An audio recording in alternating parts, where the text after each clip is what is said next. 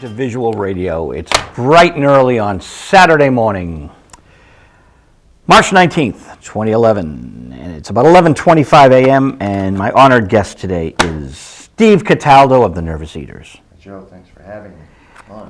Known each other, 3 decades now? Yes, quite a while. I worked very closely with Willie Loco Alexander, as you did. Love you Willie. Were in a band called the Rhythm A's with Willie? Yeah, Willie was in there for a little while. I had some of the Fools in there, some of the Eaters. Oh, so it wasn't just a Willie Loco band? No, I saw Willie playing at a little club in Beverly called Sandy's. It was jazz and blues club at that time. And Sandy, not only did he collect money at the door, but he also ran the PA and everything from that little corner at the door, and he introduced the bands and everything from there and everything. He loved it. And I saw Willie performing, just Willie and his piano. He had a little rhythm, little drum machine that was part of his keyboard. And I remember Willie from The Lost. I had seen The Lost down on Cape Cod, and they just knocked me out. They were just fabulous. There was a whole generations of bands that came out at that point, like the Bold, the Ones, the Lovelace Lads. Great. The Lovelace Lads, were they Stephen Lovelace? That's right. I didn't realize. So Stephen and Scott Barnwell were in the same band? They could have been. I forget who was in it. I remember Stephen though, but the band was great. It was a chick band, the Lovelace, right? I thought they were named after Linda Lovelace, but And I don't know about that one. But I think Stephen might have been involved. Oh, that's funny. The Lovelace Lads, I never knew about them. Yeah. Who were the ones? We had a place on Cape Cod where I live called the Agogo, and that's where they brought major acts like the Animals, Sam the Sham. Sam showed up, and as kids we went and were prepared to see him with his turban and all that, but he just showed up like he was there to fix the heat. That's funny. Yeah, a drummer, a guitar player, and a sax, that was it. Let's not be L7, and he was. Wooly Bully. That's right, yeah. But he could write some great songs. 7, Yeah. square. Yeah, no. Let's not be So he was very square when he came in. Yeah, he was. Not hip. He was. But he did a good show, did all his hits. Everybody loved it. I saw Eric Burden and the Animals there with Hilton Valentine. Hilton from Connecticut, and right? Jazz, yeah. And boy, they were great. I would imagine. The Agogo. So where was the Agogo in Cape Cod? In Yarmouth, right in the middle of the Cape. Wow. Yep. Makes sense. So I didn't realize that you come from Cape Cod, and so does Willie. Yeah, Willie is from Newton and Cape Cod. His mom lived on Cape Cod for many years. Right. Yep. And Willie still goes down there. Old So Cape anyways, Cod. we saw Willie playing at Sandy's, and I remember him for The Lost, and I said, geez, Willie, did you ever think of putting a band together or having a band back you up? And we talked him into doing some shows with us. So we learned his repertoire, and we cut his first single. Massive? Yeah, which started a whole slew of bands doing it themselves. He is the fellow who told me where to get my records pressed. I launched my label thanks to Willie Loco. I mean, you're right. Yeah. He, there were these singles in Boston. It was Willie Loco. There was a nuclear power record, Karen Silkwood, a tribute to Karen Silkwood at the Harvard Coop. Mm-hmm. But Willie Loco was the king. The other records were kind of like folkies and, which was cool. Yeah. But there was Willie Loco, like the first real new wave rocker to put a record out. Right. Yeah, it got reviewed and 75. People did acetates and demos, but nobody really thought of putting a record up. But Willie was right on it because he had been through it, and he was ahead of everybody. And I didn't realize it was the Rhythm A's. Yeah, so we cut that record in somebody's living room, but it came out great.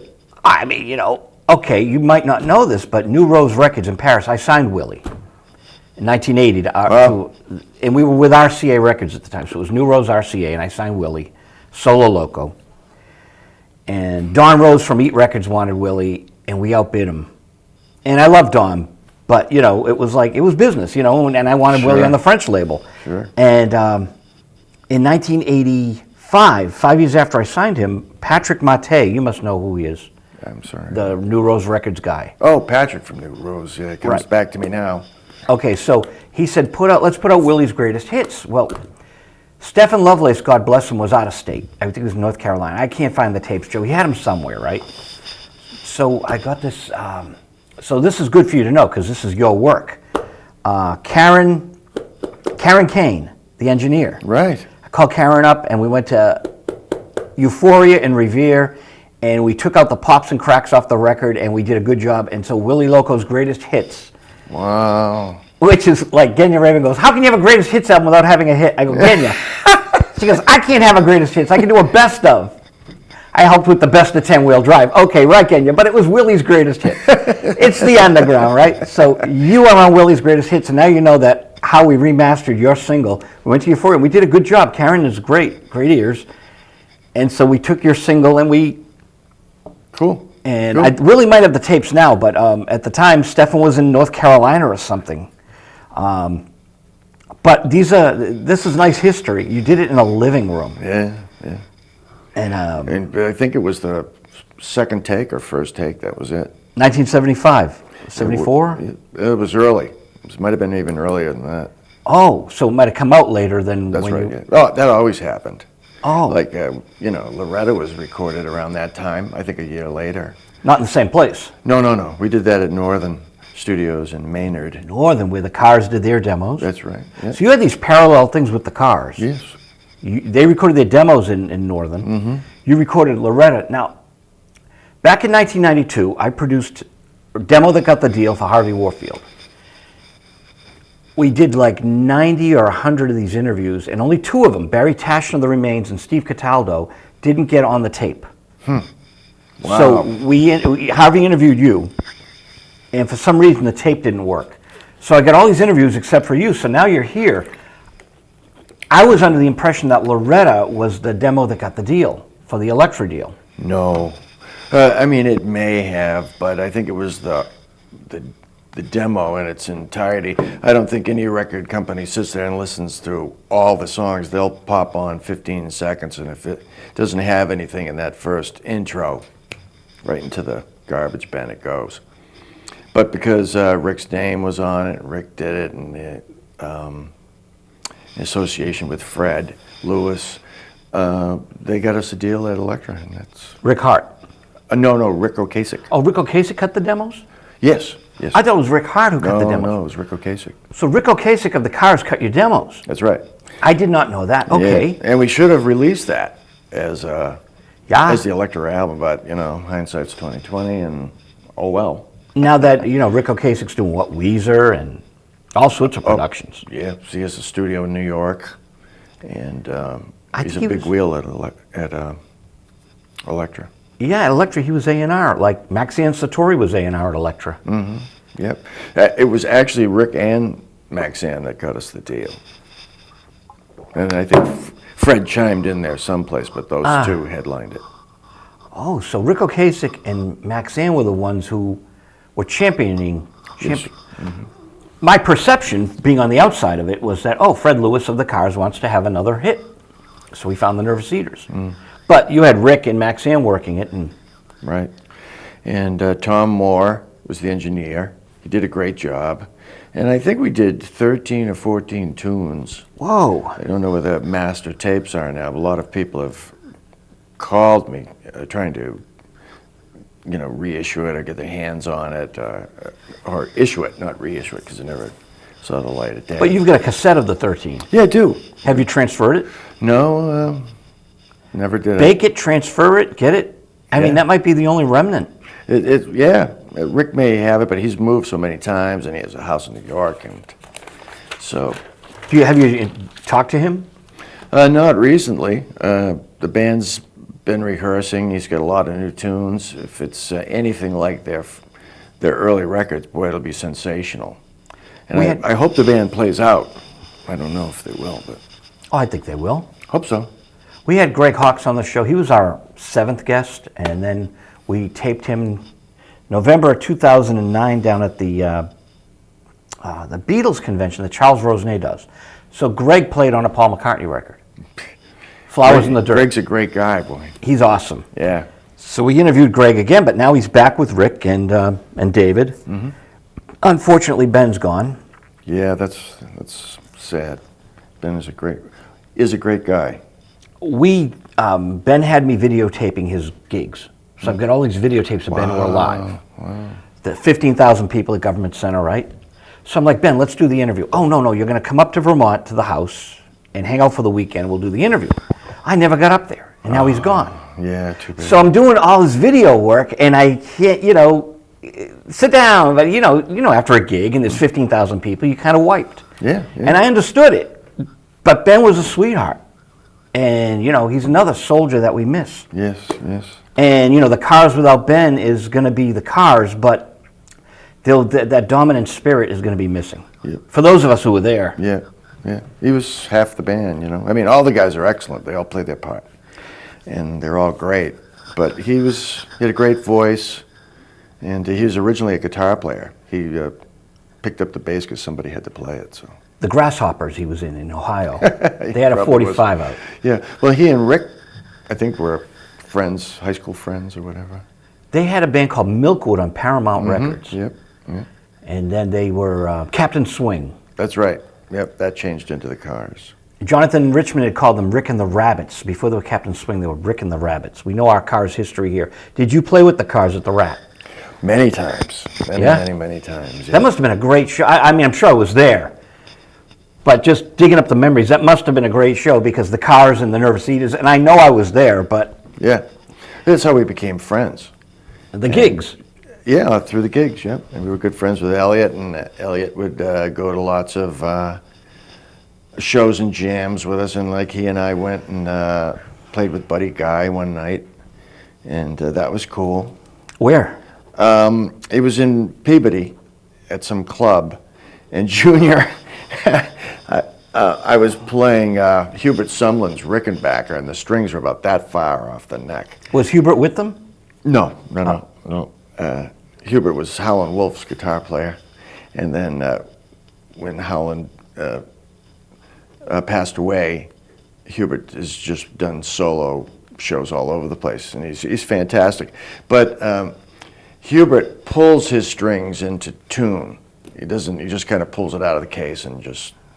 I can't even get my guitar in tune. He pulls his strings into tune? He sure does. I can't even use a tuning peg. It was a monster guitar to play, and I would have probably played much better had I had my own guitars and used to my own action. But anyways, I started playing my leads, and Buddy looked back at me to see who was playing, and I nodded to him, and then Junior kept looking at me, and my lead offering was going pretty well, but he just wanted some more. He wanted me to reach that apex. And Junior wanted you to. Yeah, Junior. He's going like this. Come on, give it to me. Give it all to me, And I just couldn't get any more out of the guitar. It's a poor man who blames his tools, but it was a tough guitar. I was fighting it. How did Hubert Sumlin's guitar get up to a Buddy Guy, Junior Wells gig? Well, Buddy's road manager, Jose Gonzalez. Oh, you know Jose? He's a close friend of mine. Yeah. Oh, tell him I said hello. I haven't talked to him in years. We used to go to Chicago all the time, drive out. In fact, we purchased a couple of boxes of lobsters, and we were bringing them out to the Checkerboard Lounge in Chicago. And we dropped them off there, went over to Buddy's house, and then we came back, and they had the lobsters up on the bar, and they were racing them. Some of the people, I don't even know if had seen lobsters or whatever, but it was hilarious. We just died laughing. Okay. Wow, Jose Gonzalez. We went to a Jefferson Starship gig down on... He's great because I knew him through the whole Buddy circle. Yeah. And Hubert Sumlin's manager just accepted my friend request on Facebook yesterday. So it's funny you bring up his name. Tony Memory, I don't know if you know her. I don't know. I used to pick Hubert up, take him to the airport, stuff like that. What a great guitar player. He is, boy. He really is. Those early Howlin' Wolf records, boy, oh boy. He just does some amazing guitar work. He's got a record out now with Keith Richards is on a couple of tracks. Came out like 5 years ago. Richie Rosenblatt, you must know Rosie Rosenblatt. He has a blues label in Newton. No, I'm sorry, I don't like to know him. Yeah, Rosie's great. You know Steve Berkowitz. Oh, yeah? And Steve Berkowitz ran the Cars facility. Steve must have been involved maybe during the Nervous Eaters days. Yeah, well, he was I think, wasn't he the road manager or something, wasn't he? He was the road manager for Willie Loco on MCA. Because we put out a bootleg. Did you know that? The Sperm Bank Babies? No, I didn't know. We took an ERS broadcast, and this is your story, but I got to bring this up because you know all these people, right? We took an ERS broadcast, and Willie was just like ripping at, the MCA records, so we pressed up 500 copies of this ERS broadcast and called it the Sperm Bank Babies. So we're up in Nashua, New Hampshire with Steve Berkowitz in the room, the road manager, and they're on MCA, and we got this bootleg in the back. And we were stamping it, and Willie's autographing them and flinging them in the back of the room. But when his MCA album came out, we put a bootleg out the same week. Oh, man. And it sounded better than the MCA What album. nerve, yeah. Isn't that excellent? It is. It's a good story, yeah. So Steve Berkowitz was the road manager, and then when they got their studio at Synchro Sound, Steve was kind of like... Yes, he ran that. Yeah. And again, where did you record? At Northern Sound, you did the Rick Ocasek stuff. Yes, we did in Maynard. And Yeah, we what did a cool Loretta place. there, and everybody recorded there at that time. But Loretta was done there before you did the Rick Ocasek stuff. That's right, yeah. So when did you do Loretta? We recorded Loretta in right after we did, I believe, right after we did Willie's Mass Ave. Oh, wow. So, The great Jeff Wilkinson on drums. yes. Love Jeff. God bless him. Yep. Stanley Clark on guitar. And Rob Skeen on bass. What a great band. Yeah, Rob lives in New Hampshire now.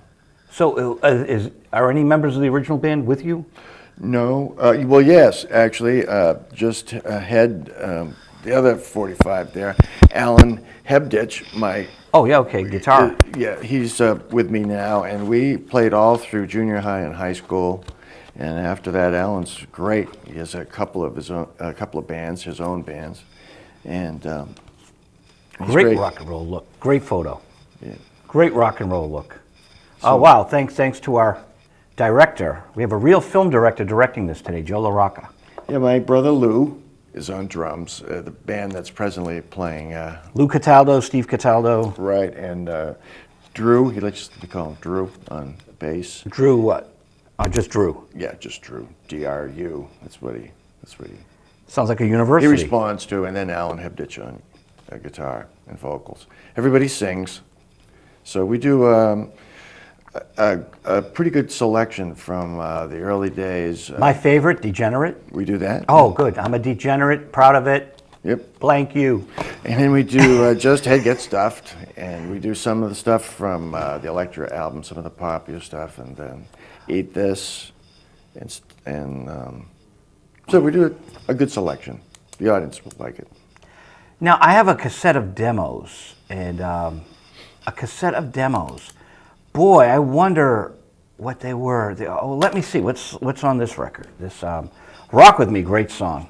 "Driving to New York." You've heard these chords before. "She's Gonna Be My Baby," good song. I forget the title of like that slow, wonderful, beautiful tune you wrote. Last Chance. "Last Chance" is my favorite. "Degenerate" and "Last Chance" neck and neck for my favorite Eaters songs. "Last Chance" is gorgeous. It came out good on the Elektra record. Yeah. It came out good on the demos. We had Nicky Hopkins played piano. Oh, man. And we were pumping him for old stories of when he played with the Who and the Stones, and he couldn't remember half the bands he had played with. He did sessions with. Yeah. So Wow. I think we made him nervous. This is a wonderful booklet. Thank you so much for this. You bet. Pennyman Records. So how did this French guy or Spanish guy? He's a huge, Enric is his name. He is a huge Eaters fan, and he knows Miss Lynn. Boston wow. Groupie News. So, of course, the Groupie News gets a full, Yes. the lost tapes. Wow. Yeah, Blowfish. Paul Lovell was my guitar player. He took a lot of great photos of the day.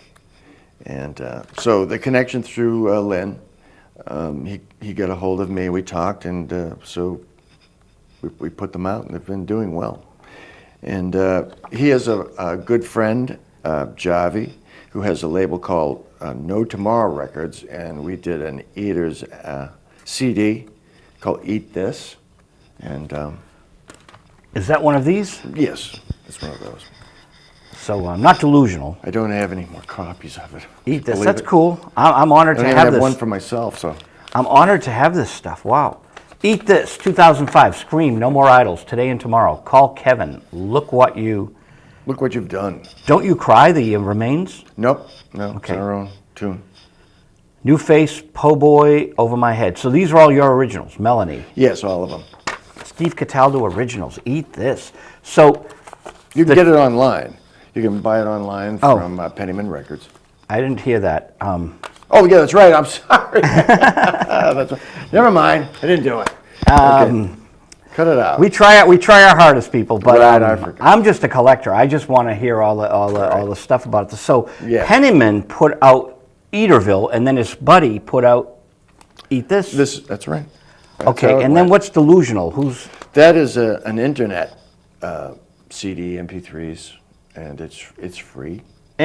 so it's a free record on the internet, so anyone can hear it for free. You bet. We could talk about that. Delusional is free on the internet, so put in Nervous Eaters Delusional in Google, There you go. Or Facebook. We and have, you get a free presence album. there. Yep. Wow, free records here on Visual Radio, free. So just go to the internet, Delusional, Nervous Eaters, and get Charlene like before. Faye Told Sally, Vampire. Oh, It's a wow. good song, Vampire. Done. Kelly's 16, Inside Out Zulu. Yep. Nice. So there's lots of Nervous Eaters out there. I'm so glad you're on the show because, boy, if I wanted to see you live, is there something happening in April? Yes, April 16th, we're at the Royale on Tremont Street. It's across from the Wang Center. Is that the old Bradford? That's right. That's right. They've redone it. They've done a fabulous job. It's a beautiful club. We interviewed Three Dog Night there. Really? At Bradford. They played the Bradford, and it was, I saw them with T-Rex at the Garden, Wow. and they were flat, okay? I see them at the Bradford, and they were mind-blowing. Three Dog Night at the Bradford were mind-blowing like in the 80s. Mm-hmm. In their heyday, it was a disappointment. They were doing their hits, but it just didn't have the excitement at the Garden. At the Bradford, it was just a mind-blowing show. That was them at their best. And I followed Three Dog Night for years. Across the street is that little restaurant. Right. So they've made it, we were at the restaurant and Three Dog Night walked in, so we wrote them up for a gold mine story.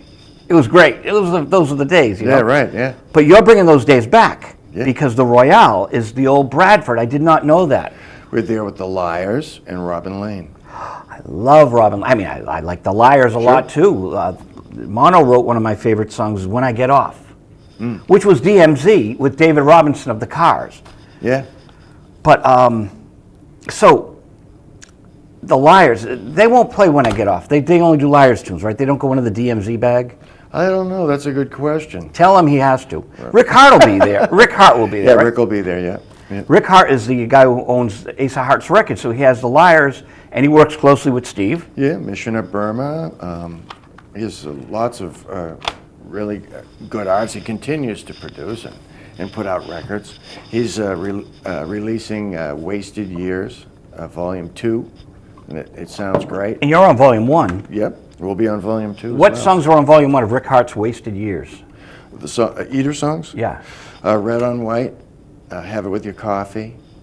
There's an acoustic song. And Rick produced them.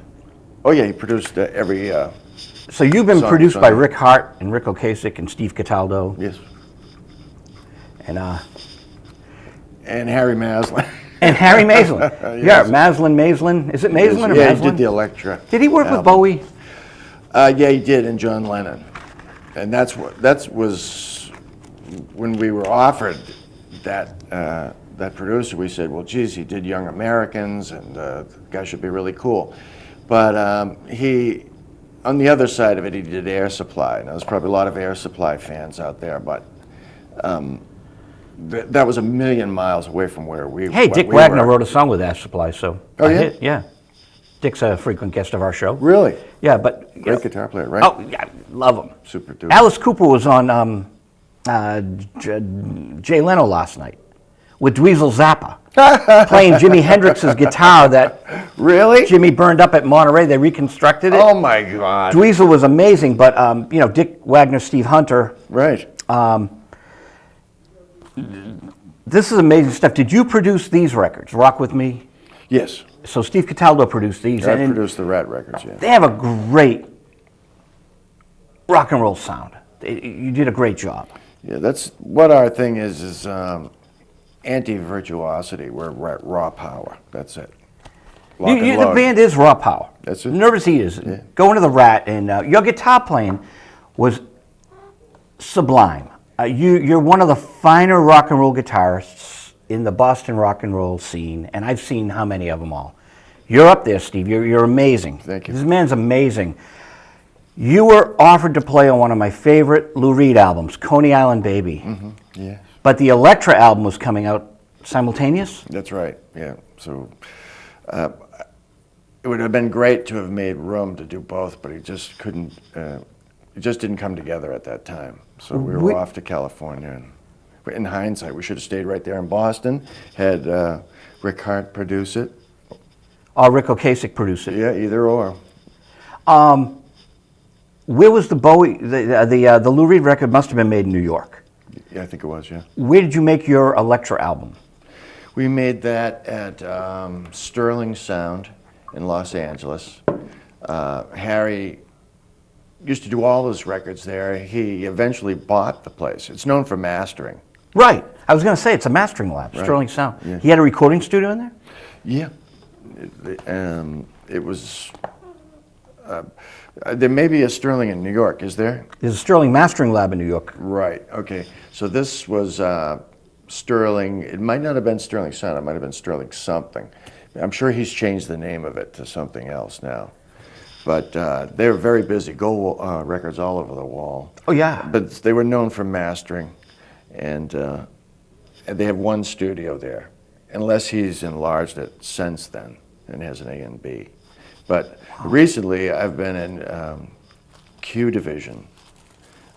With Rick. With Rick, and that's just a fabulous, fabulous Rick studio. Hart. Rick Yeah, Hart works Hart. at Q Division. Rick Right. Ocasek has his own studio, probably. Right, he does. Yes, in New York. Have you been in that? Or have No, you? I haven't, no. Q Division, so you like it? Oh, yes, great. It's great. They have two rooms. It's all state of the art. They started just with a tiny little room, and due to major releases, they've gotten enough money to build it up, and they've worked really hard. They have a guitar room with a fabulous line of guitars and amps. They have a B3 room with 3 Hammonds in it. It's And really good. it's digital. Yeah, they have everything. They have a Neve board, they have a 2-inch machine, and they have Pro Tools. So they have just about any media that medium you want to go in. Any direction. That's great. That's Rick's been raving about Rick Hart, Q Division. So, Yes, it's well deserved. so this gig on the 16th is at the Royal, and it's with Robin Lane, I adore. Mm-hmm. Again, another band with a major label contract. They should have been monstrous. Yes. They should have been huge. Yes. How can you knock a sound of like an updated Bird sound with a wonderful singer who appeared on a Neil Young album? It comes down to getting breaks. If you do a little TV or get on MTV, at that time, a lot of groups realized that some did not, how important it was to become as far as getting your group promoted. And it's just like if you happened to be at Woodstock, you were destined. That was the kiss of beauty, and you were golden. If you could drop an audio and video down into the Rathskeller when you were playing there, and it got onto YouTube, I think history would have been different. Sure. Yes. But this is all hindsight, and there was no YouTube. Yeah, there was just MTV starting up. There were these things, because I'd go across the street to New England Music City, and I would see your record, and Willie's record, and all my friends' records, Fox Pass, Mark Thor. Yep. And there was even a little store in the Rat Barb Kitson used to run. Yeah. Rat Record Store in the Rat, the coat check room, right? Yeah, God bless her. You walk in, another of our fallen soldiers. Yeah. I worked on her last record. Really? It's never come out. Really? Blind Passion, we recorded in 1988. She'd been recording it over the years. And, it's there. I put out a couple of tracks. Willie Loco did a T-Rex tune with her, Light of Love. So Willie produced a couple of tracks with Barb. Cool. Then she came up to Mission Control, you know, Michael Johnson's Yep, studio? yep. She came up from New York, and I mixed this Blind Passion. It's a great track. I mean, someday a lot of this stuff, I should talk to Rick Hart. This stuff has got to see the light of day. Light of love, light of day. But I'm glad your stuff is getting out there, and this booklet is just amazing. This is like a feast. Yes, Feast of eaters. I don't have any albums left, but the album, because they're big on retro in Europe, has a huge booklet and a poster. There's a vinyl? Yes, yes. There's a vinyl companion. Is it a double record? It's a fold out. There's not two records in it. It's just one, but it is a fold out, and it has a a very large booklet in it, and a poster, and so it depends what you dig. All right, there are 13 tracks on here, and then a 14th interview. What is the interview? Interviews just really the eaters outside of a club fooling around talking. It doesn't last too long, but it's a nice piece of history. The Lost Tapes, mono-powered oddities, and assorted hot junk from the vault, 7375. Yeah, some of it's recorded upstairs at Cantone's where we lived on the 4th floor. Cantone's. So when we did gigs at Cantone's, that was pretty cool. We just loaded our gear in the elevator, came down and loaded it onto the stage.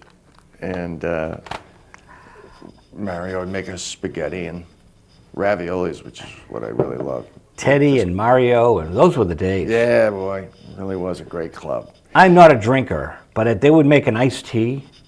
I'm not an alcohol fan, but this iced tea was irresistible. It was sweet, it was delicious, and you would be hammered after one. Wow, yeah.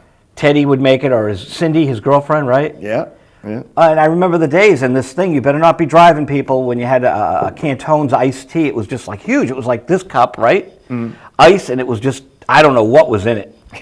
But it was potent. Explosives of some kind. You better be in there for the night, people, because Cantone's was a great little room. Yeah, that's the thing about that day, that era, because nowadays it's not a cool thing to do to play like a month or two within a gig that you're doing. Right. But in those days, the 7 or 8 clubs that were going strong, you could be at the Rat one night, then Cantone's the next night, and Club in Cambridge. Yeah, and the fans would show up. They just support all the clubs all the time. Thursday, Friday, Saturday. So let's go back to Cape Cod. What was your first band? Oh, wow. Rigor Mortis and the Standstills. What year? Oh, my God. Okay, you don't have to. Forget about that one. But the Webster brothers, the dad was a doctor, and we did, the songs of the day and surfing tunes. Webster Brothers? Yes, Webster. And Dad was a doctor? That was the name of a band? No. Their father was a doctor at the the Webster Brothers. Hospital. Yeah. So we had that, and I was a singer in that band. And then Al and I formed our own band after that called the Cobwebs. And we started winning the Battle of the Bands. That was a big deal then. The JCs put them on. And we just kept going strong with that, played the Go-Go and opened up for a lot of the major acts that came through at that time. The Go-Go, was that in Yarmouth? Yep, it's the one that I saw the Lovelace Lads and the Animals at. And Oh, right. You mentioned earlier. Okay, wow. So you played there. yep, and there was a group called the Bold that used to play there all the time. And their big thing was they did, the lead singer did Please, Please, Please, and he'd do a backflip off the stage into the audience. A la James Brown or... Right, whatever it was. But he had practiced that a lot, and he executed it quite well. Now, did you know our friends Multi and the Barbarians? I didn't know them. I know Multi now, but then I didn't. And there were only a couple of music shops in Hyannis at the time, and I was in one. I forget the name of it. And I'm looking at the sheet music and stuff like that, and in walks the Barbarians. And they were in matching suits and everything, wicked long hair. Multi on stage would, in between songs, talk to the audience. He'd put his foot up on the bass drum, and he'd take a brush out that he had on his drums, and he'd brush his long hair and talk to the audience and stuff. And of course, he had a childhood accident, and he put his drumsticks in a piece of apparatus he had on his hand, which was his left hand. He used to be a guitar player. Really? Yeah, and because of the accident, he had to become a drummer. Oh, well, he was a great drummer. A good guy. And He's a frequent guest here. really on Visual. Oh, Well, yeah. Please give him my best. He's awesome. Yeah, he is. Yeah. So when did you meet him again? You met him at the music store. Or Yeah, did you and meet then him? years later, I mean, I saw the Barbarians at the Go-Go.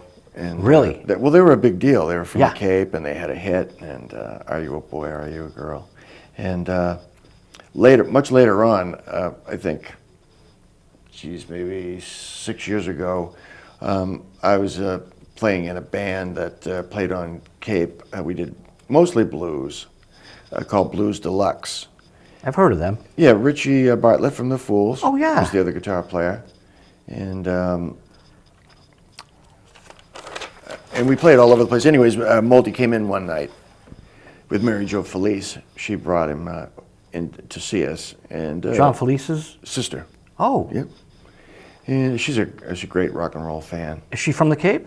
Yeah, she lives on there. She's not from the Cape. She's from Boston or Newton or whatever. I didn't know she knew Molty. Yeah, she knows just about everybody. And they walked in to see you. Yeah, they walked in to see us. We get to talk to him, and it was good to see him and talk to him. And that was the last time I saw him. I could probably tell you where he is tonight. Believe it or not, people, the legendary Molty of the Barbarians is on WATD radio just about every Saturday night Really? with Ed Bowen. Ed Bowen and George Denham were on the show. We lost George. George passed away a few years ago, tragically. These guys were on all the record shows.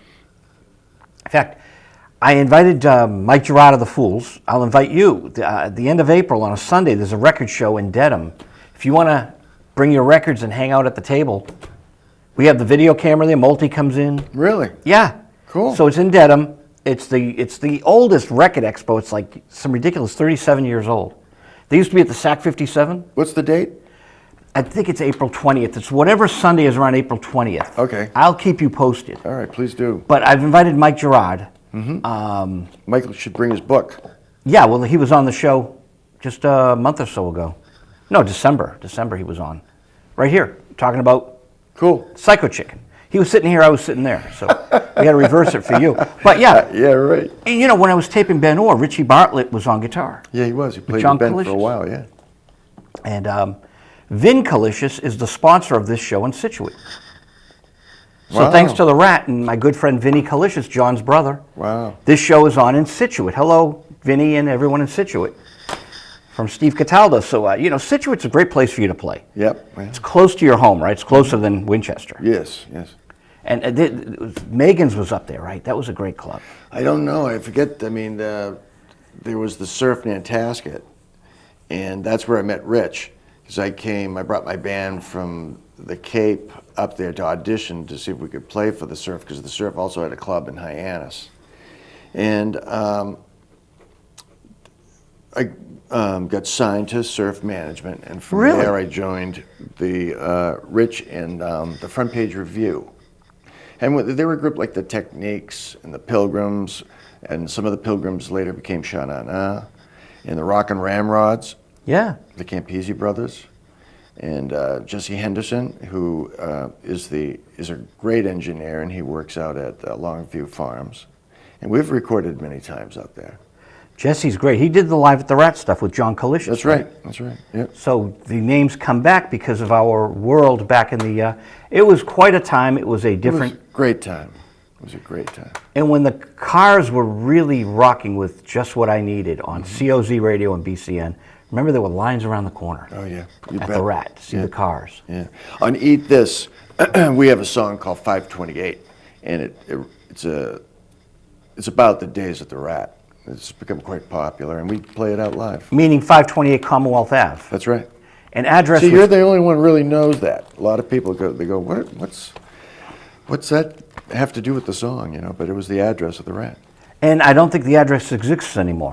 No, they tore it down. You can go online and see the Rat, and then the demolition of the Rat. So one of your residences doesn't exist anymore, 69 Broad Street. Oh yeah. It's now like 71 to 73, but there's no 69. Oh But man. I was the booking agent at Cantone's, and you were living at Cantone's. It Right. was 69 Broad. I've got the old Cantone sign. Really? They threw it out. And I'm like, how can you throw this relic out? And I put it in my van. They threw out the Cantone sign because Mario put up a new one. So in my basement, I got the Cantone sign. Boy, I should bring it here. I should have brought it today. I'm sorry. That was great thinking on your part. I wonder what happened to the Rathskeller sign.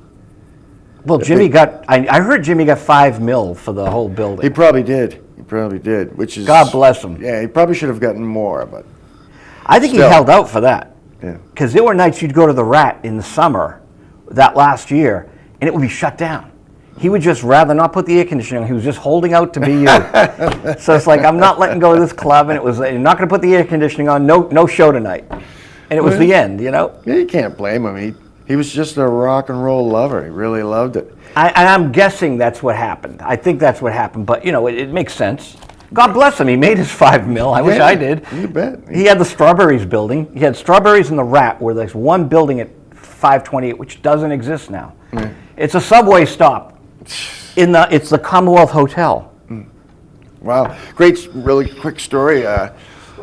He fixed up the Rat a couple of times, and the last time he did it, they put a fine coat of black on and then some new carpeting. And we're at the end of the bar, close to the back door, the exit door, and a punk band's on stage playing away. And Jimmy and I are having a beer, and I said, Jimmy, the place looks great. You did a great job. And just after I said that, one of the punks on stage turns towards us and hurls right onto Jimmy's new rug. And we just clicked our beers and said, well, christen the room. Kind of a gross story, but it was pretty funny then. I'll give you another story. Remember Mitch? Sure do. Okay. Mitch. Yeah. So Nikki Jarrett, the Lasers? Yep. All right. Joe Perry's ex-sister-in-law. I can't let her live that down. There's a limo going by. She goes, Joe, I have a pizza, and there's a limo going by, and I throw my pizza at the limo. It stops. Sounds like Nikki, yeah. She goes, the door opens, a man emerges. It's Mitch. You'll never play my club again. With his voice box, and he goes back into the limo and leaves. Right. Of course, at the end of Mitch's life, Nikki was there at his apartment. She was with him right up to the end, and I talked to him a few times on the phone. Mm-hmm. So that was really nice. Nikki, they clearly made up. Yeah, oh yeah. I tried to talk him into having like a little amplifier hooked up to that, little apparatus he used. Stay where I am. But I said, we could amplify it for you, so, because of the music so loud down there, people will hear you, but he just never wanted to go for it. He was a saxophone player originally. Jazz. Yeah, quite a good one, yes. I heard. Yeah. How come he never played the Rat? I don't know. He was a humble guy. But it would have been great to see a sax with the Nervous Eaters, if he just came out with a bitchin' sax, I quieted down. I got that word slipped through. Sitch and Statch. Sax. Nikki and they became friends again after the pizza incident, but you'd go down to the Rat with Nikki and she would look at Mitch and go, Mitch, don't do that. Every time you do that, my garage door opens. She's a really funny girl. She's a funny girl. Yeah. And so do any of the old friends show up at your gigs? Oh, yeah. Yeah. Everybody that can make it does. Those of us still breathing, I'm sad to say, and I don't say that as a joke. I say that in all seriousness. It's kind of weird. Yeah. So far, man, we're the survivors. Yeah, there's some page out there that has everybody that passed away. It's a couple hundred. Yeah, it's kind of a bummer page, but you can keep tabs on what's going on. Even Boston Groupie News has a rest in peace section of everybody. Yeah, but they got me listed in it, and they got my hand coming out like I'm still, because of the count thing, whatever. But they. Oh, that's funny. Good old Miss Lynn and Blow. A joke. I love them. I know they're great. I'm honored.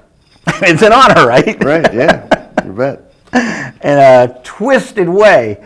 But we're reliving the days of the Rat with Steve Cataldo, one of the greatest guitarists in the history of Boston rock and roll, who played on one of the great iconic singles, Mass Ave and Kerouac. So what did you think when this friend of yours, Willie, brings you Kerouac? Well, it was just a great song. It is a great song. I played on Mass Ave, but I laid out on Kerouac because I think he dynamically just wanted a piano and bass, really. A little drumming, but not too much. It's sparse. So. But you knew it was a great song when you heard it. Oh yeah, you bet. All his songs were great. Yeah. So you got this Mass Ave and this Kerouac, but it was Willie breaking out because he was in the Velvet Underground, he was in the Lost, he was in an R&B band called the Bagatelle. That's right, yeah. On ABC Records. So here's this guy coming out with this ode to the beat poet. I mean, that was innovative. Yeah, oh yeah. It was beyond innovative. Yeah, he had a lot of prehistory, so he was deep in rock and roll. He loved the Ronettes, and he used to carry a photo of Elvis, and he'd say, "This is beauty, man. This is real beauty." And he was right, because the early Elvis was just sensational. Willie Loco puts on some of the most consistent shows to this day I've ever seen. Consummate performer. Oh yeah. He has the rock and roll spirit. Another guy that was way ahead of everybody, just loved rock and roll. It was Andy Paley, and his brother Jonathan played with us for quite a while. Really? So I know Jonathan did, but did Andy play with you at all? Well, he came to the studio and played piano with us on the Elektra. Oh, okay. A record when I should know that. Nicky wasn't highlighted on a couple of the tunes. Andy played on the rest. And Andy knew everybody, loved the Beach Boys. He was just really, really into rock and roll, and the Ronettes, and the Shangri-Las. And he ended up getting together with all those people. He ended up getting together with Brian Wilson. And he's a producer for Sire. And he was in the Modern Lovers. He could have been in there for a little Yeah, while. I saw them at remember the Stone Phoenix Coffee House, which is like Jack's drum shop, downstairs, like way downstairs. Andy Paley was like on drums or something. Yes, he's a drummer. He plays lots of different instruments. He was the lead singer for the Sidewinders. Great band with a song called Rendezvous. Great song. Yeah. They were on RCA. Yeah. They had an album on RCA, the Sidewinders. But they were better live.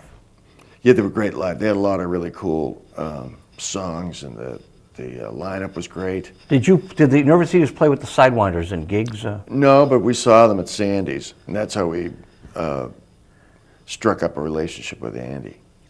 And they met Jonathan.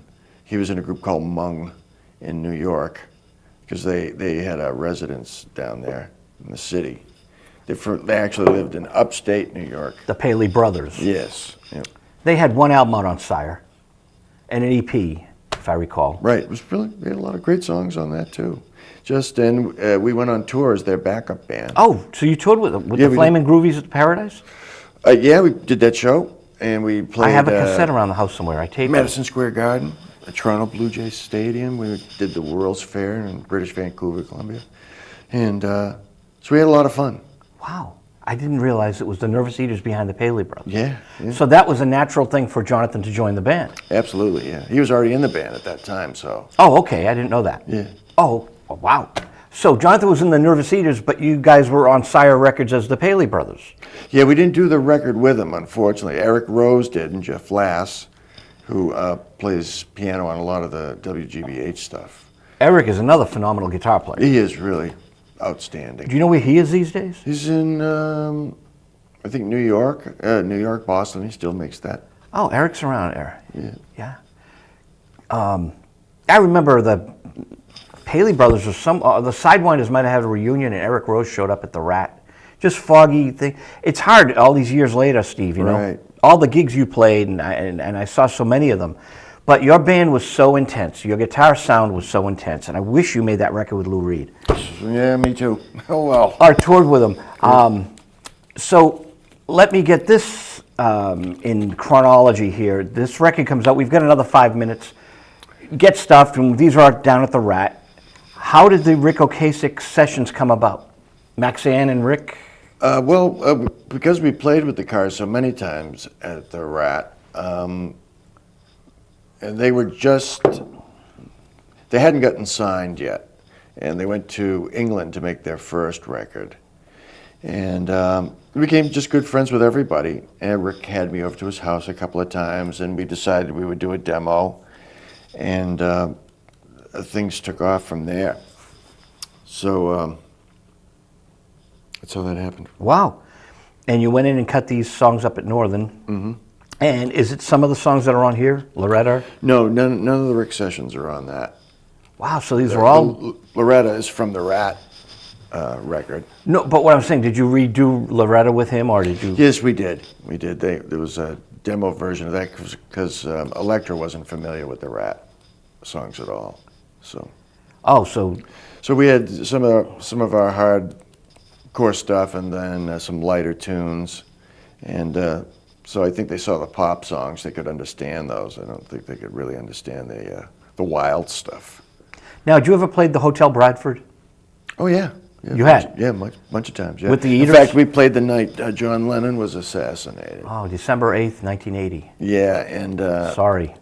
yeah, and Mark Parento was introducing everybody that night, and he got a blast on the telephone, and he didn't know whether it was Richard Nixon or John Lennon, so we didn't know what to say to the audience. Later on, when we found out it was John Lennon, we were devastated, because I'm a big Lennon You know, who Beatles isn't, fan. you know? Wow, so you played the Bradford a number of times, so now the Royale is April 16th, and Yes. what time do you go on? We go on, it's a very early show. We go on at 8:30. The whole total gig is from like 6 to 9:30. Robin goes on first, the Liars go on second, then we go on last. And then they kind of clear everybody out, and it's a high-class disco till the early hours. What the Paradise used to do. Yeah. Yeah, they do that in New York too, same thing, where they have a rock show and then kick everybody out. And Turns the into a two disco. audiences don't mingle. No, they don't. It's totally separate. Yeah. But somehow they pack them in there for the rock shows, and then another gigantic crowd comes in for the disco. I saw Buddy Guy there. It was jammed. It's like 1,500 people it can hold. And so is it renovated? Like, do they have a different stage from the old days? Oh yeah, yeah. It's probably the stage is probably in the same area, but the whole place has been totally redone, and gold and blue crystal, and it's really elegant if you're into that type of thing. Will you be videotaping the gig? I don't know what the deal is there. I think because they do tons of rock shows, and probably a lot of the groups that show up have their own individual audiences. So I don't know really what they're set up for, but I'll know the 16th. The Nervous Eaters is the band. The guitar player, songwriter, singer, Steve Cataldo, a journeyman Boston artist. Great talking about Willie with you. We got to have you back here when you're up here with Willie. Sure. That'd be fun. Oh, that'd be great. Your band is invited to come into WinCam and record here. Fox passed it an hour. Really? So if you want some footage of yourself and let us air it, come on in and rock out. That'd be great. Yeah, I would do it. It's a cool facility. Yeah. If I got a Fox Pass in the car, you can have it. Cool. So you can see, and this is a great place, WinCam, and I'm so glad you made the journey up. The Royale, Bradford Hotel, the Wang Center, April 16th, which is only like a month away. Today is the 19th. Yeah, so it's a month from tonight, Saturday? Yeah. Yep. And June Saturday night. 23rd, we're at the Paradise June 23rd. with the Del Fuegos. Oh, wow, June 23rd at the Paradise with the Del Fuegos. Yep. You should call WATD in Marshfield tonight and just say, hey, Multi will be there, Yeah, sure. Oh, yeah, and come to the record show. I'm going to email you, the Randolph please, Music I'd love Show. to do that. Yeah, that sounds good. That's fun. Thank you so much for all this stuff. Delusional. You have written an album title. Is there a track called Delusional? No, it's just the name of the record. Oh, okay. Yeah, we went over that. Charlene, like before. Faye Told Sally. Faye Told Sally what? It's a pretty cool song. Great bass line. Alpo plays on bass. it. Yeah, Alpo from The Real Kids. plays on 3 songs. I was on a booze cruise with Alpo last time I think I saw him. Yeah, a lot of great stories with Alpo. Yeah, He's a character. he used to live over there at the Cantons, right? Yeah. He was in the Eaters for a while. Oh, he was? Oh, sure. Yeah. I didn't know that. Yeah. There's a picture of Alpo, Jonathan Paley, and myself and Jeff upstairs at Bun Ratty's, and that's a pretty cool photo. Bun Ratty's and the Eaters. I mean, man, it was a different time, Steve. So many clubs you could play, and everybody just went from club to club with you. And Really good time. And you rocked out well, and you're going to rock out again this next month. That's right. Thanks for being on Visual Radio, Steve Cataldo. It's an honor having you here. I need an autograph, and then we'll let you go. Thank you, John. On to your Saturday. Appreciate it. Thank you. Thank you. And that's our show for tonight. Thanks, Joe LaRocca. Thank you, WinCam. Thanks, everybody.